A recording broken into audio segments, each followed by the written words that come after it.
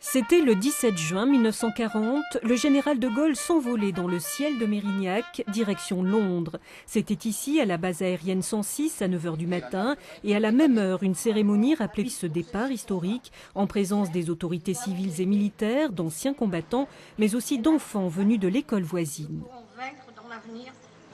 Charles de Gaulle, il a pris un avion, il est parti en Angleterre chercher des armées.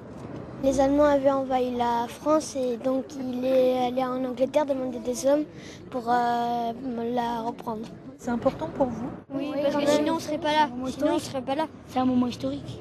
Quand on leur raconte, le général de Gaulle arrivant de Bordeaux, dans sa voiture, montant dans un avion, partant pour Londres, c'est de l'histoire et c'est une histoire. Donc les enfants, effectivement, ils accrochent. C'est en effet à Bordeaux que se trouvait alors le gouvernement provisoire. Le lendemain de son envol, le général lançait l'appel du 18 juin. Une croix de Lorraine rappelle cette entrée dans la résistance, plus qu'un symbole pour la base aérienne.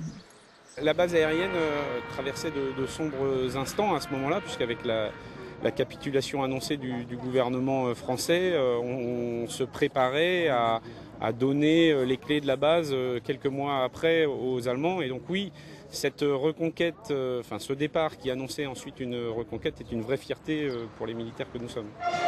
L'année prochaine, pour les 75 ans de cet envol, la cérémonie devrait prendre plus d'ampleur, avec notamment un projet de liaison à vélo entre Mérignac et Londres.